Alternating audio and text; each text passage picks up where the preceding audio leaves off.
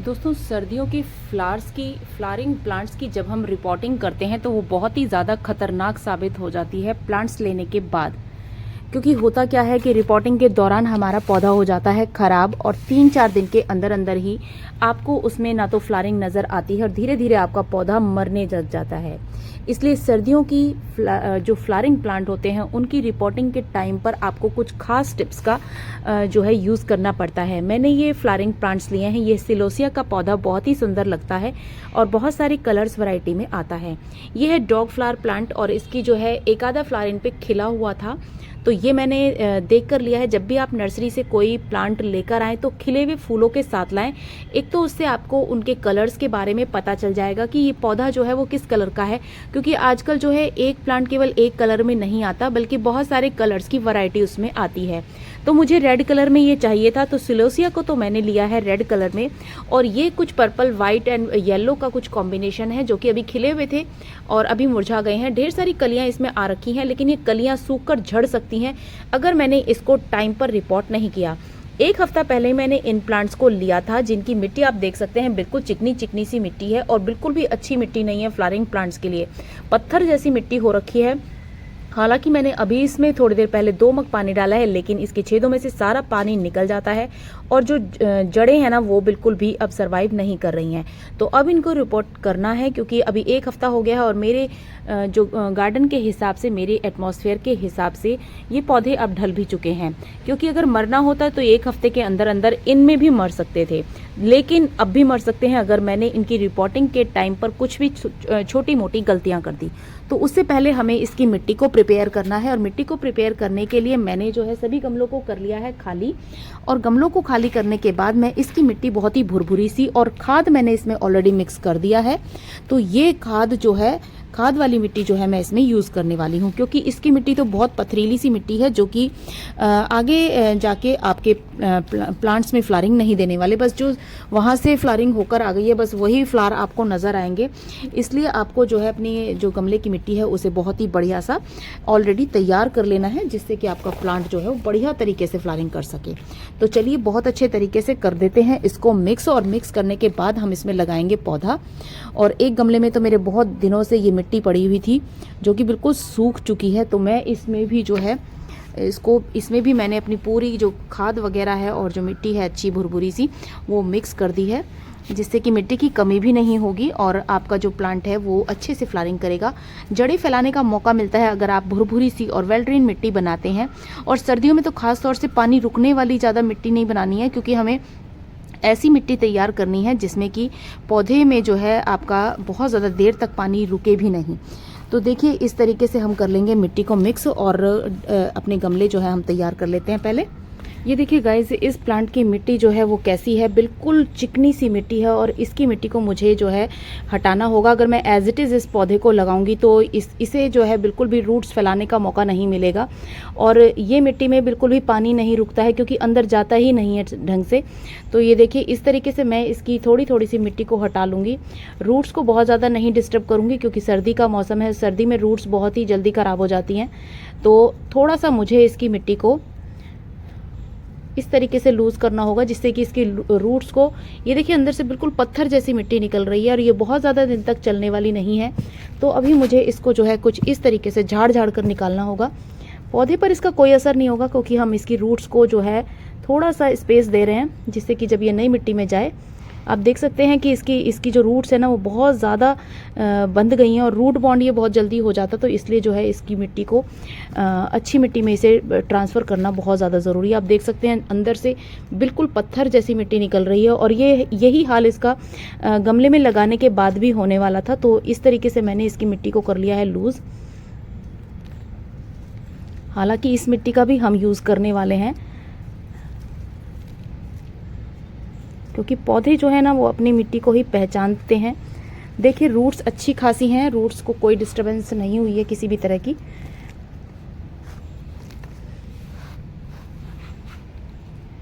अब मैं इसको लगा देती हूँ। इस बड़े वाले गमले में मुझे लगाना है इसको, तो इस गमले में हम थोड़ी सी जो है इसी की मिट्टी को हम यहाँ पर पहले फैला लेंगे और मिक्स मिट्टी करते हुए हमें इसे लगाना होगा।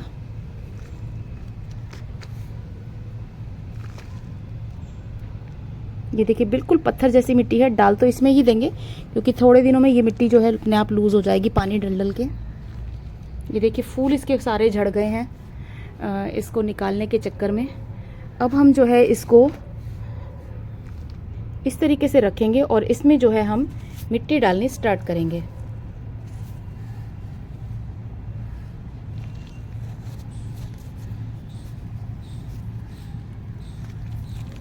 इसके चारों तरफ हम जो इसके गमले की मिट्टी है वो भी डालेंगे और जो हमने खाद बनाया है खाद वाली मिट्टी भी डालेंगे। ऊपर से मैं इस पर एक खाद और यूज़ करने वाली हूँ, लिक्विड फर्टिलाइज़र, जिससे इसकी फ्लावरिंग और ज़्यादा होगी और बहुत अच्छे से इसमें कलियाँ बनेंगी और खूब सारे फ्लावर्स जो है मैं पूरी सर्दियों से लेने वाली हूँ। याद रहे कि हर 10-15 दिन में आपको फूलों वाले पौधे में ना खाद डालनी होती है, तभी वो पूरे जो है सीज़न आपको फ्लावरिंग देते हैं। अदरवाइज़ वो फ्लावरिंग नहीं देंगे, एक बार देंगे और फिर आपका पौधा यूं ही लगा रह जाएगा और आपको बिल्कुल भी अच्छा नहीं लगता है। जब भी कोई आप नया प्लांट लगाते हैं और उसमें फ्लावरिंग ना हो तो बिल्कुल भी मज़ा नहीं आता है गाइस। ये देखिए दोस्तों, मैंने इसको जो है लगा दिया है इस पौधे को। अब इस पौधे की मिट्टी को कर देते हैं हम समतल और इसमें डालेंगे एक लिक्विड फर्टिलाइज़र। ये देखिए ये प्लांट मेरा लगकर तैयार हो गया है। देखिए इस प्लांट की मिट्टी भी कुछ इसी तरह की है, जो बिल्कुल चिकनी मिट्टी है और इनमें पौधे बिल्कुल भी अच्छे नहीं चलते हैं, तो इस मिट्टी को भी मुझे हटाना होगा। ये देखिए ये पहले कोकोपीट में लगाए, कटिंग को कोकोपीट में लगाया होगा, अंदर से कोकोपीट निकल रही है और बाहर है बिल्कुल चिकनी मिट्टी, और कोकोपीट के साथ ही इसको जो है यहाँ पर लगा दिया गया होगा। तो किसी भी कटिंग को हम कोकोपीट में लगाते हैं तो थोड़ा सा जल्दी सर्वाइव करती है और ये आप इसका एग्जाम्पल देख सकते हैं। अंदर से जो है इसमें से कोकोपीट निकल रही है।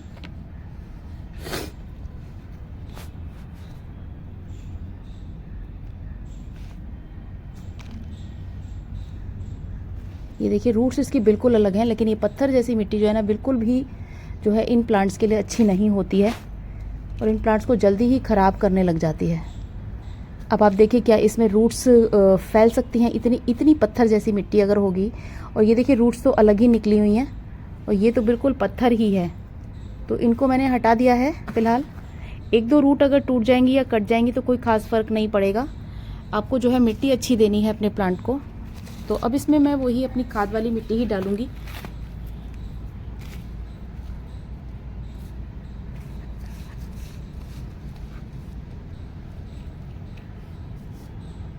इसमें पौधा मेरा अच्छे से सरवाइव करेगा और बस इसको भी ऐसे ही रख देना है गमले के बीचों बीच।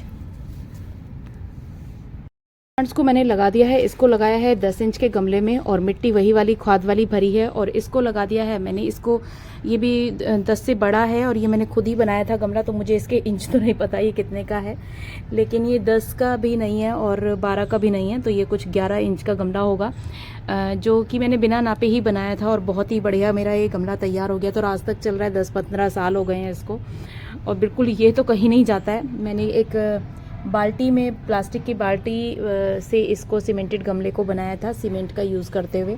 अगर आपने जानना है कि ये गमला मैंने कैसे बनाया था तो आप जो है अलग से मुझे कमेंट करके बताइएगा, मैं आप लोगों को फिर से कोई गमला बनाकर दिखाऊंगी। बहुत आसान होता है, किसी भी शेप का गमला आप बना सकते हैं घर में ही।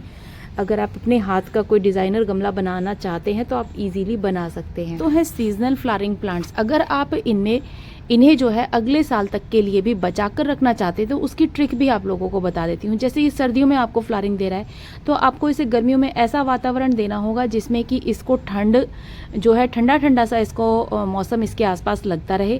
गर्मी में यानी कि धूप में आपको इसे नहीं रखना है, इसे ऐसी जगह पर प्लेस कीजिएगा जहाँ पर जो है हल्की सी ठंडक बनी रहे, जिससे कि पौधा जो है मरेगा नहीं। और इसके ऊपर से कर दीजिएगा हार्ड प्रूनिंग।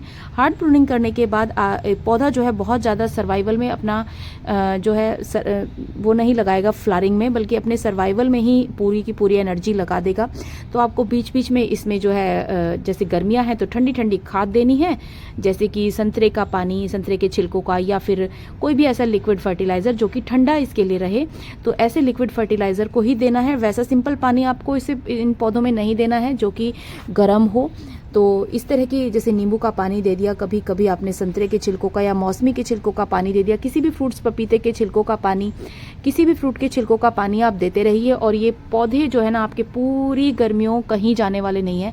हालांकि ये बहुत महंगे प्लांट नहीं आते हैं, 20 से 25 रुपए से लेकर और 50 से 80 रुपए के बीच में आपको अलग अलग जगह पर अलग अलग इनके प्राइसेस मिल जाएंगे। लेकिन आजकल सर्दियों के जो सीजनल प्लांट्स होते हैं, जिनका पता होता है मालिकों की ये जाने वाले हैं, फिर भी उन्हें वो महंगा ही देते हैं।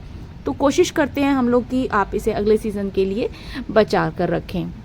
अब हमने डाल देना है इसमें सरसों खली को, जो कि एक गर्म खाद मानी जाती है। और सर्दियों में सरसों खली अगर आप फूलों वाले पौधों में डालते हैं तो वो बहुत ही बेहतरीन खाद मानी जाती है। और खाद तो ऑलरेडी मैंने डाल दी है, लेकिन सरसों की खली डालते ही आप देखेंगे कि बहुत ही जल्दी जो है आपके प्लांट्स में जो है फ्लावरिंग होनी स्टार्ट हो जाएगी।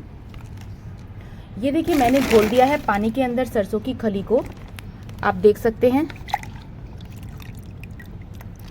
बहुत ही जल्दी जो है ये 5-10 मिनट में ही फूल जाती है। और आपको जो है इसे पानी में घोलकर ही डालना चाहिए, क्योंकि पानी में वैसे तो आप इसे पीस कर भी रख सकते हैं, लेकिन फिर भी आपको पानी में घोलकर ही जो है सरसों खली का यूज़ करना चाहिए। बहुत ही अच्छा इफेक्ट होता है अगर आप लिक्विड फर्टिलाइजर्स अपने उसमें देते हैं, क्योंकि वो नीचे तक जो है उसका असर जाता है। जब आप सूखी खाद देते हैं वैसे तो पानी के साथ वो रिस कर धीरे धीरे चली जाती है वो भी, लेकिन लिक्विड फर्टिलाइजर का असर जो है ना वो बहुत ही जल्दी दिखता है। देखिए ये भी मुश्किल से 2 मिनट हुए हैं इसे भिगोए हुए, और ये देखिए बहुत ही जल्दी, बहुत आसानी से ये ठीक भी हो जाती है। और सरसों की खली बता देती हूँ होता क्या है, जब भी हम सरसों का तेल निकलवाते हैं ना तो उसमें से जो गंदगी निकलती है ना वो सरसों की खली होती है। और ये जो है ना हमारे बालों के लिए, हमारे पौधों के लिए, हम और इवन कुछ लोग तो इसमें नहाते भी हैं, बिल्कुल एक सोप की तरीके से काम करता है। आप क्लींजिंग प्रॉपर्टीज इसमें होती हैं, तो आपके पौधे में लगने वाली बीमारियों को भी ये दूर करता है। किसी तरह के भी अननेसेसरी कीड़े वगैरह अगर पनप रहे होते हैं तो सरसों की खली जो है इसका थोड़ा सा कड़वा कड़वा सा टेस्ट होता है। इसकी वजह से भी कुछ जो है ऐसे कीड़े जिनकी जरूरत हमारे पौधों को नहीं है उनको जो है साफ कर देती है और उनको बिल्कुल भी नहीं आपके पौधों में लगने देती है। तो बहुत तरह की बीमारियां जो पौधों के ऊपर लगने वाली हैं, पत्तों पे लगने वाली हैं, उसे भी जो है ये बिल्कुल ठीक रखता है। तो सरसों की खली जो है हमें टाइम टू टाइम अपने प्लांट्स में डालते रहना चाहिए, जिससे कि आपके प्लांट्स जो हैं वो बिल्कुल बढ़िया से बने रहेंगे। ये देखिए ये घुल चुकी है और अब मैं इसको जो है अपने फूलों वाले पौधों में अप्लाई करने वाली हूँ।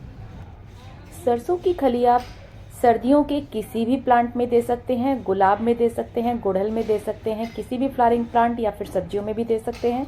और जो कि इंडोर प्लांट्स होते हैं जिनकी कलरफुल पत्तियां होती हैं उनमें भी अगर आप सरसों की खली को इस सीजन में डालते हैं सर्दियों में तो वो बहुत ही बेहतरीन रिजल्ट आपको देती है। ये देखिए मैंने डाल दिया है सरसों की खली का लिक्विड फर्टिलाइजर अपने फ्लावरिंग प्लांट में, और इसका रिजल्ट मैं आपको जल्दी ही दिखाऊंगी। तो इस तरीके से आपको जो है आपको भी अपने फ्लावरिंग प्लांट्स में और हर तरह के पौधे में सरसों की खली को इस टाइम जल्दी से डाल देना है, वो भी लिक्विड फॉर्म में। उससे पहले आपको 2 दिन तक अपने पौधों में पानी नहीं देना है, और पानी देना है तो सरसों की खली का देना है। उसके बाद आपको 2-3 दिन तक जो है किसी भी तरह के पानी भी देने की जरूरत नहीं पड़ेगी। आई होप कि आज की इन्फॉर्मेशन आप सभी के लिए यूजफुल रही होगी। अगर यूजफुल रही है तो लाइक शेयर जरूर किया कीजिए। अगर चैनल पर आप अभी तक नए हैं तो चैनल को सब्सक्राइब कर लें, जिससे कि मेरे आगे आने वाले सभी इंफॉर्मेटिव वीडियो की इंफॉर्मेशन आप सभी के पास अपने आप ही आ जाएगी। आपके पास नोटिफिकेशन आ जाएगा और आपको पता चल जाएगा कि न्यू वीडियो आ गई है। तो मिलते हैं किसी और इंटरेस्टिंग वीडियो के साथ। तब तक के लिए take care and bye bye. Happy gardening.